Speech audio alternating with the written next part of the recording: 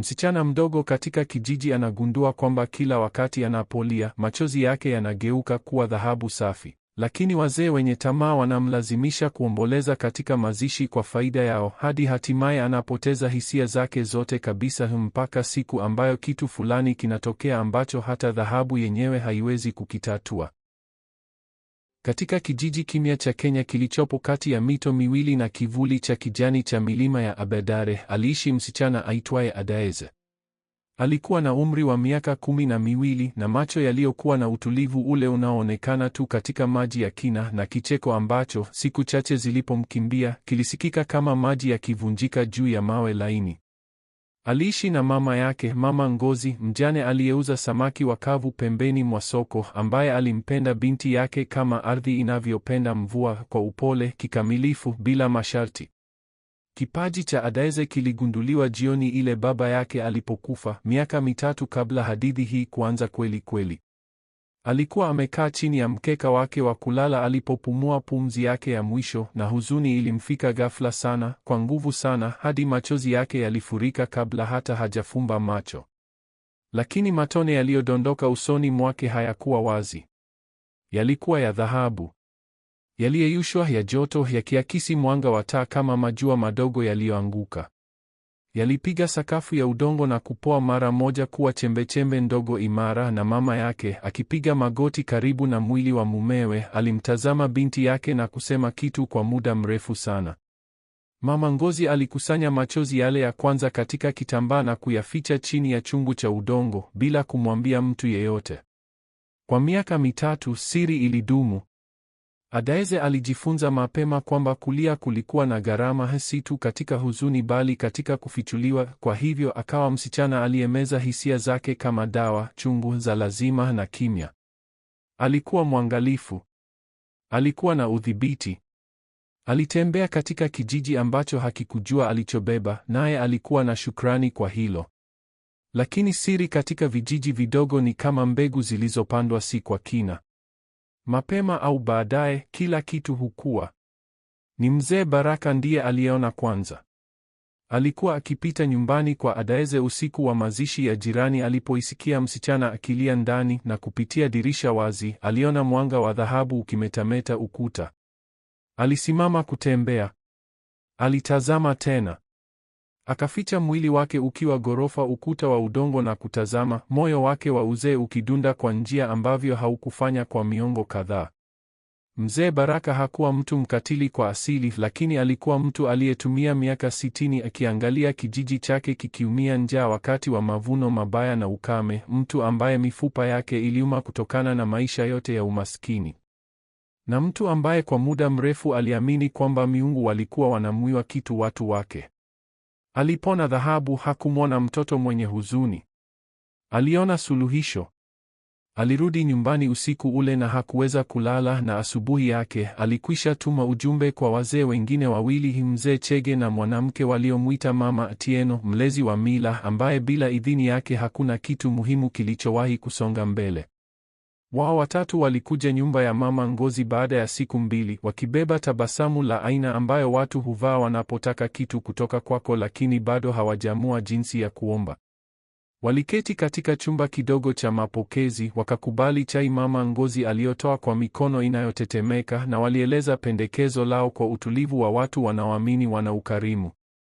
Kijiji kilihitaji rasilimali. Adaeze alipewa kipaji na mababu. Hakika angetaka kukitumia kusaidia watu wake. Hakika binti mzuri angekataa. Mama Ngozi alishika kikombe chake na kumtazama binti yake akiwa upande mwingine wa chumba, na Adaeze, aliyesikia kila kitu, alimtazama mama yake na macho ambayo tayari yalijua kilichokuja. Walianza kidogo kidogo. Mazishi hapa. Sherehe ya mazishi pale.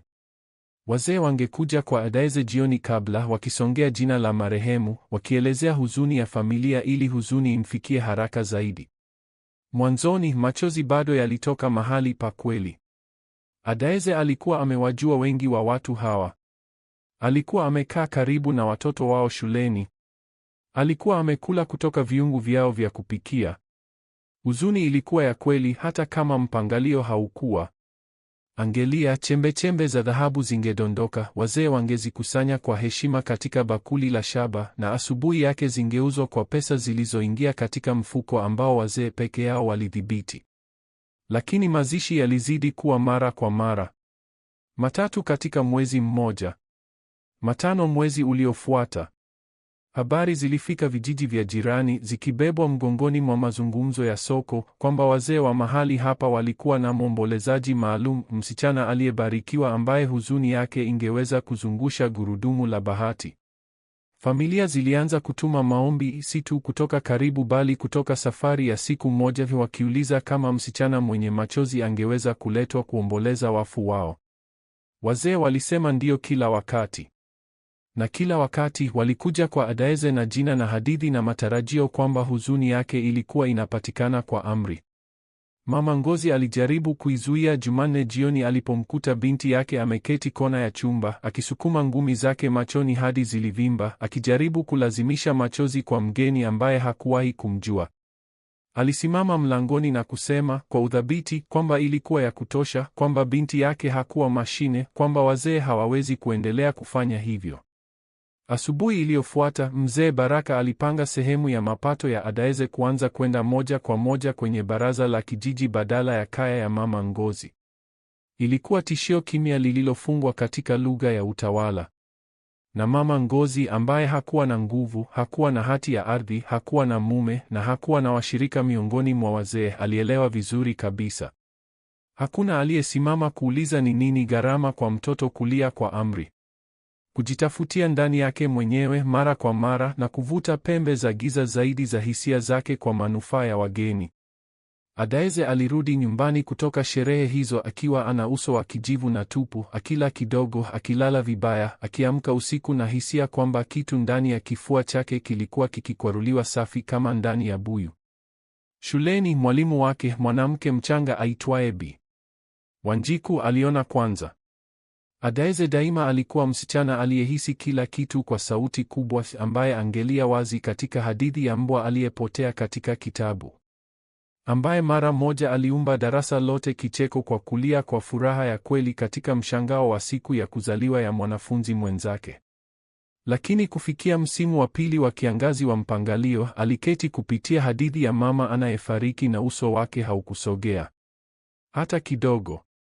Bi Wanjiku alimkaa baada ya darasa na kumuuliza kwa upole kama kila kitu kilikuwa sawa nyumbani.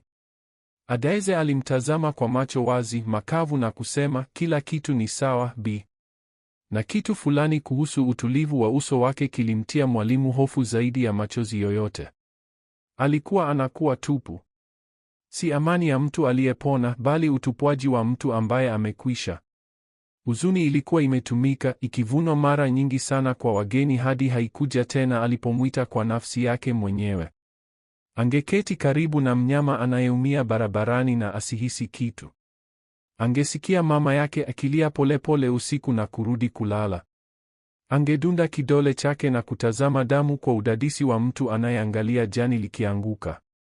Alikuwa na miaka 12 na alikuwa amesahau jinsi ya kuhisi, na hakuna mzee mmoja, hakuna mnunuzi mmoja wa machozi yake aliyewahi kujiuliza hilo lilikuwa na thamani gani. Ilikuwa Alhamisi katika wiki za mwisho za mvua ndefu ambapo Mama Ngozi alianguka sokoni. Alikuwa amesimama nyuma ya duka lake la samaki alipomaguru magoti yake bila onyo, na wakati majirani walipomchukua nyumbani, midomo yake ilikuwa rangi ya majivu na kupumua kwake kulikuja kwa mapigo mafupi ya kutaabika. Kijiji hakikuwa na hospitali. Kliniki ya karibu ilikuwa masaa 2 kwa barabara na familia haikuwa na pesa ya usafiri, kwa sababu pesa Adaeze aliolia kwa miaka 3 zilikuwa zimeenda kwa wazee, kwa mfuko wa baraza, kwa barabara na sherehe na ukarabati wa ukumbi wa mikutano. Haikubaki kitu chochote kwa Mama Ngozi. Adaeze aliketi karibu na mkeka wa mama yake na kuelewa, kwa uwazi baridi wa msichana aliyejifunza kufikiri badala ya kuhisi, alichohitaji kufanya. Alihitaji kulia. Si kwa mgeni. Si kwa kamisheni ya mzee. Kwa mama yake, mtu pekee duniani aliyewahi kukusanya machozi yake na kuyaficha katika chungu ili amlinde. Aliinamia karibu na uso wa mama yake, akaushika mikono mirefu katika yake miwili na akatafuta ndani yake huzuni. Akatafuta na kutafuta na kutafuta, na hakupata kitu chochote. Mahali pale ndani yake ambayo ilikuwa ikifurika ilikuwa kame. Ilifagiliwa safi na miaka ya utendaji, ya utengenezaji, ya huzuni iliyotolewa kwa ratiba kwa watu waliostahili kidogo zaidi. Alikaa katika ukimya na kujaribu kukumbuka jinsi ya kulia na hakuweza, na hofu ya hiyo, hofu kamili ya kukaa karibu na mama yake anayefariki na macho makavu na kifua tupu. Ilivunja kitu ndani yake ghafla sana na kwa nguvu sana hadi machozi yalipofika mwishowe hayakuwa ya dhahabu. Yalikuwa wazi, ya joto, ya kibinadamu. Dhahabu ilikwisha. Kipaji chake kilikuwa kimetumika kwa wageni. Na kilichobaki tu kilikuwa msichana wa miaka 12 akilia maji ya kawaida karibu na mtu pekee aliyempenda kweli kweli, bila kitu chochote kilichobaki kutoa. Mama Ngozi hakufariki usiku ule. Mwanamke kutoka mwisho wa mbali wa kijiji, muuguzi mstaafu aitwaye Auma, alisikia ghasia na akafika na akiba yake mwenyewe na akamwendesha Mama Ngozi klinikini mwenyewe, akikataa malipo, akikataa hoja. Alikaa na Adaeze katika ukanda wa kliniki usiku wote, akisema kitu chochote tu akiwepo, jinsi wema wa kweli unavyofanya kazi, bila tangazo au masharti. Asubuhi yake madaktari walisema Mama Ngozi angepona. Uchovu na utapiamlo, walisema. Mwili uliochochewa mbali sana kwa muda mrefu sana. Habari zilipofika kijijini kwamba kipaji cha msichana mwenye machozi kimekwisha, kwamba machozi yake yalikuwa ya kawaida na wazi na hayakuwa na thamani kwa yeyote aliyetaka kuyauza, hali ilizidi. Mzee Baraka aliita mkutano kujadili kama Adaeze alikuwa amehujumu baraka yake kwa njia fulani. Mzee Chege alipendekeza alikuwa mzembe nayo. Mama Atieno ambaye alikuwa na wajukuu watatu wake mwenyewe alisimama katikati ya mkutano ule, akawatazama wanaume wote wawili na kusema kwa hasira ya kupimwa ya mtu ambaye amengoja muda mrefu sana kuzungumza. Mlivuna roho ya mtoto na mkauza kwa chembechembe, na sasa mnakaa hapa mkijadili anachowawiwa. Keteni chini, ninyi wote wawili, na aibu iwapate. Ukimya uliofuata ulikuwa kitu kikubwa zaidi ambacho ukumbi wa mikutano wa kijiji uliwahi kubeba. B. Wanjiku alisimama. Kisha Auma. Kisha mama watatu kutoka safu ya mbali ya nyumba. Kisha zaidi. Wazee hawakuzungumza tena jioni ile. Na katika ukimya ule, kitu kilisogea kijijini, si mara moja, si kwa usafi, kwa sababu mambo hayo hayakosi kamwe, bali jinsi jiwe zito linavyoanza kusogea. Pole pole. Kwa kudumu. Kwa hakika kwamba halikuendi nyuma. Adaeze alitumia wiki 2 klinikini karibu na mama yake, akilala kwenye kiti, akila alicholetwa na Auma, na polepole, katika mdundo wa utulivu wa siku zile, akaanza kuhisi tena. Si huzuni ya utengenezaji wa utendaji, bali hisia za kweli, ndogo na za kusita, jinsi kiungo kinavyoamka baada ya kulala kwa muda mrefu. Alilia mara moja siku ya 4 mama yake alipomkamata mkono na kusema jina lake. Yalikuwa machozi ya kawaida ya kibinadamu na ya joto, na yalianguka kwenye sakafu ya kliniki bila kuacha alama yoyote. Aliyatazama na kuhisi kitu ambacho hakijakuwepo kwa miaka. Pumziko. Alirudi shuleni Mama Ngozi alipokuwa ametolewa. B. Wanjiku aliweka kitabu mezani mwake, hadithi kuhusu msichana anayejenga kitu kutoka si kitu, na darasa lilipoisoma kwa sauti, Adaeze alihisi macho yake yakiwa na unyevu katika sehemu nzuri. Hakuificha. Aliacha itokee, na msichana karibu naye alitazama na kutabasamu, na Adaeze alitabasamu pia, na ilikuwa wakati mdogo sana, wa kawaida, wa kibinadamu hadi ulionekana karibu ajabu. Hakuwa tupu tena. Alikuwa ni msichana tu. Miaka 12. Akiruhusiwa hatimaye kuhisi tu alichokuwa chake. Wazee hawakuomba msamaha rasmi, kwa sababu watu wenye nguvu wanafanya hivyo mara chache. Lakini mzee Baraka, akipita Adaeze barabarani siku moja alasiri, alisimama na kumtazama kwa muda mrefu na kusema kwa upole, naomba msamaha kwa kile tulichokuomba. Haikutosha. Haingewahi kutosha. Lakini Adaeze alitazama uso wa mzee, uzito wa kweli nyuma ya macho yake, na kusema, najua. Aliendelea kutembea. Hakumwiwa msamaha wake, lakini alibeba mazungumzo kwa wepesi, jinsi unavyobeba kitu ambacho tayari umeridhia kwamba hakitakufafanua. Adaeze alisoma kwa bidii, aliacha kijiji kwa ufadhili, na alirudi miaka baadaye kama daktari, si kwa sababu alikuwa anadaiwa kijiji kitu chochote, bali kwa sababu alichagua kufanya hivyo. Mama Ngozi aliishi muda wa kutosha kuiona, na siku Adaeze alipopokea vyeti vyake, mwanamke mzee alilia wazi, aina ya kawaida ya machozi yanayomaanisha dunia ni nzuri na una shukrani kwa kuwepo ndani yake. Dhahabu haikurudi kamwe. Wengine kijijini walisema ilikuwa laana iliyojificha kama baraka. Wengine walisema ilikuwa somo ambalo wazee walihitaji zaidi ya kipaji ambacho msichana alikistahili. Adaeze mwenyewe hakizungumza sana kuhusu hilo. Watoto wadogo walipomuuliza kuhusu hadithi, angepiga magoti hadi urefu wao, awatazame machoni na kusema hivi, hisia zako ni zako, si rasilimali. Hazipo kwa kuuzwa. Yeyote anayekuambia vinginevyo ananunua kitu kutoka kwako ambacho hutawahi kupata tena. Na hii ndiyo hadithi hii inakuomba ubebe nawe. Watoto katika maisha yako, iwe ni wako, wa majirani wako, wanafunzi wako, wale wanaolia kwa sauti na wale ambao tayari wamejifunza kuwa kimya, si imara kwa sababu hawahisi. Ni imara kwa sababu wameruhusiwa kufanya hivyo. Usivune huzuni yao kwa starehe yako. Usitumie usikivu wao kama sarafu. Usiwafundishe kwamba upendo una masharti na kwamba uwanachama lazima upatikane kupitia dhabihu.